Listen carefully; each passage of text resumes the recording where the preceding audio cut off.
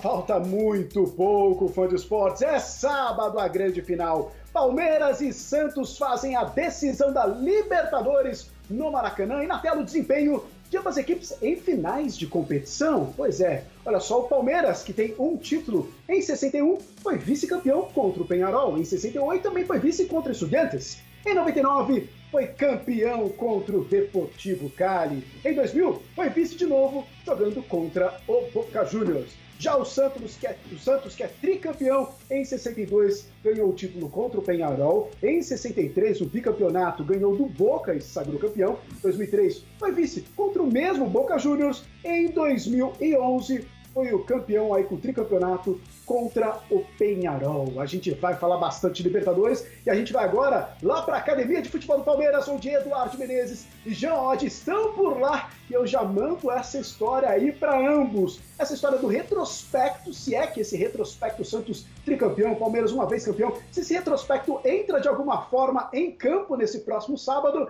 E faço outra pergunta para vocês, vou aproveitar a famosa duas em uma. Esse ônibus sai hoje ou não sai daí, Edu? Bom dia.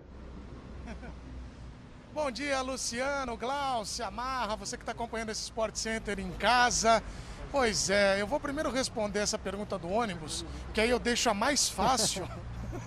Eu tenho feito muito isso contigo, né? Tem feito. Né, Mas Jean? tudo bem, Bom dia. Eu não me incomodo. Bom dia, Edu. Sei, É um prazer receber essas perguntas mais complicadas que você não tem a capacidade de responder e você passa para mim. Eu até tenho, mas o que eu faço? Eu jogo, mas enfim. Vamos falar do ônibus. O treino tá rolando agora e atrasou um pouquinho a saída do Palmeiras. Daqui a pouco o Palmeiras vai partir para o aeroporto em Cumbica, saindo o voo de lá por volta das 2h30 da tarde. Então, em Guarulhos, 2h30 da tarde, o Palmeiras vai embarcar para o Rio de Janeiro para esse jogo contra o Santos. O treino está rolando aqui, inclusive parece, né, que não afetou tanto o cronograma do Palmeiras, porque ontem o Abel Ferreira usou muitos reservas. Então, a galera que já sabe que vai ser titular, ou que está ali bem perto, os 13 jogadores que podem brigar por 11 posições, eles já sabem ali que, hoje é o treino que vale, e aí o jogo de ontem, obviamente, ficou para outro grupo, né? Mas, Jean, essa pergunta do Luciano, que é muito fácil de responder, muito fácil. São duas instituições gigantescas, mas conta esse histórico todo de Libertadores. A gente está falando aí de... é bom a gente lembrar de instituições que tiveram gerações na década de 60 rivalizando mesmo, né? Pelé, depois Ademir da Guia, o Palmeiras forte de sua academia com o Santos forte de Pelé, e essa história em Libertadores da América. Então, Edu, bom dia novamente, bom dia para o Luciano, para a Glaucia, para quem está em casa. Então, eu acho sinceramente que essa história ela não entra em campo num jogo como esse. Aliás, a própria experiência em relação a Libertadores, ela acaba não entrando em campo num jogo como esse, que é um jogo atípico, né? A gente está falando de uma final entre brasileiros, num estádio brasileiro, então mesmo aquela cancha de jogar Libertadores, ainda que um dos dois times tivesse mais essa experiência, ainda que um dos dois times tivesse mais jogadores acostumados a essa competição, e eu acho que se a gente olha para as duas equipes, a gente vê equipes parecidas nesse aspecto também, né? Você tem alguns jogadores mais experientes, tem muitos garotos, mas a verdade é que não tem nenhum dos dois que se destaque em relação ao adversário do ponto de vista de costume em jogar a competição e tudo mais. Acho que está muito equilibrado nesse aspecto e acho que a questão histórica, ela sinceramente não conta. Nós estamos falando de dois times com das maiores histórias de brasileiros na Libertadores. Claro, o Santos mais vezes campeão, 3 vezes campeão da competição. O Palmeiras apenas uma, mas é o time brasileiro que mais venceu jogos na competição. Então são dois times que historicamente estão muito acostumados a jogar Libertadores, mas sinceramente eu não acho que isso faça diferença nenhuma nesse momento. Eu acho que o que a gente vai ver em campo é o confronto de 11 jogadores de cada lado. Do ponto de vista técnico, hoje até acho que os 11 titulares são times parecidos, embora o Palmeiras tenha mais elenco. Então não vejo o peso da história nessa final brasileira em estádio brasileiro. E se a gente quiser fazer uma relação com história, né, Jean, até para devolver o pessoal que está comandando o Sport Center, se a gente pudesse, eu também concordo com tudo que você disse, e aí eu vou além. Eu acho que essa decisão também mostra um pouco da reunião dos DNAs. Todo time tem sua cultura, toda instituição tem sua cultura. A cultura do Santos sempre foi o DNA ofensivo. o uso da molecada, os meninos da Vila. A gente vê no campo isso, né? Um time que tem meninos e que está sempre buscando gol. No Palmeiras, a cultura sempre foi da academia, a tentativa de jogo coletivo, e isso conseguia com grandes academias, com grandes times, em italiano as esquadras. Você gosta desse termo. Então essa coisa do toque de bola do jogo, e me parece que o Palmeiras também cumpriu. Então dá para dizer que, usando a história, é a final dos DNAs em campo mesmo, né, Jean? É verdade. Eu acho que a gente tem o Palmeiras chegando mais uma vez com um time técnico, um time bom, né, que é o que você está falando basicamente.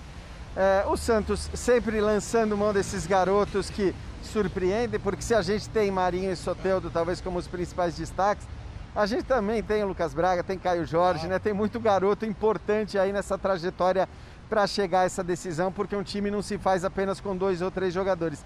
Nesse aspecto é até interessante, porque o Palmeiras também chega, né, desta vez, utilizando muitos garotos da base, o que não vinha sendo comum nos últimos anos. Era uma demanda da direção do Palmeiras, era uma obrigação de qualquer técnico que assumisse o time, foi assim com o Vanderlei, evidentemente continuou sendo com o Abel Ferreira, até porque alguns dos garotos são os destaques desse time hoje, Edu. É isso, meus amigos, seguimos por aqui, daqui a pouquinho o ônibus sai, né, e aí, obviamente, o Palmeiras fez um alerta para que os torcedores não se dirijam ao aeroporto. Acho isso pouco provável, porque é uma decisão, mas a gente torce para que todo mundo tenha consciência, que lembrou o Marra aí, é importante, vivemos em uma pandemia, então quem puder ficar em casa, de fato, e mandar sua energia positiva, é muito mais interessante. Meus amigos, estamos por aqui à disposição de vocês, para falarmos de time, enfim.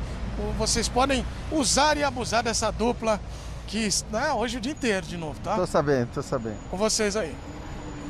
Combinado, Edu. Bom trabalho aí para vocês. A gente vai falando. Qualquer novidade também, você tem passe livre aqui no nosso Sport Center, só chamar. E eu vou ser bem parceira do Jean Oddi, não vou deixar ele sozinho na dividida. Vou passar para os outros 2 comentaristas também essa questão da história de Palmeiras e Santos na Libertadores, mas também com esse momento que os meninos muito bem lembraram, né? De times até parecidos na sua composição, de peças mais experientes, de garotos formados nos clubes. Quero ouvir vocês dois, Zupa e Marra, por favor. Sabe aquele pedacinho de pizza que o Zupac gosta muito? Já falei primeiro, Zupac, agora desculpa.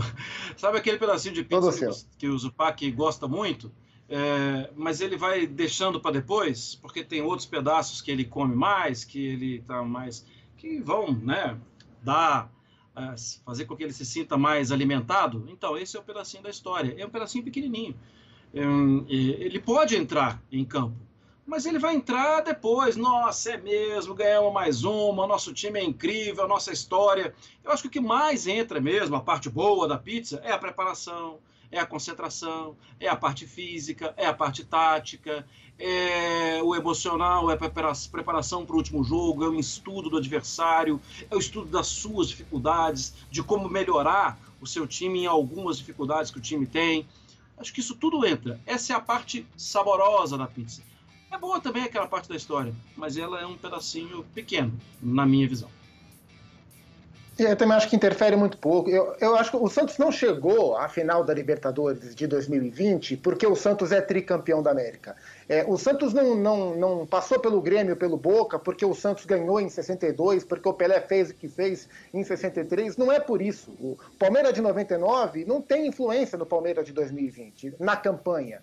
O que a gente pode pegar é muito do que o Edu falou, a questão de DNA. Então, o Santos é um time que tem facilidade de trabalhar com os garotos, menos pressão para que eles se desenvolvam, mais paciência em torno desse jogo ofensivo deles, porque ao longo da história, a cultura do clube se desenvolveu assim, a ponto de hoje existir essa tranquilidade. E o Palmeiras gosta de ganhar campeonatos com times técnicos, porque ao longo da história também construiu essa cultura. Então eu acho que a influência histórica ela vai até aí.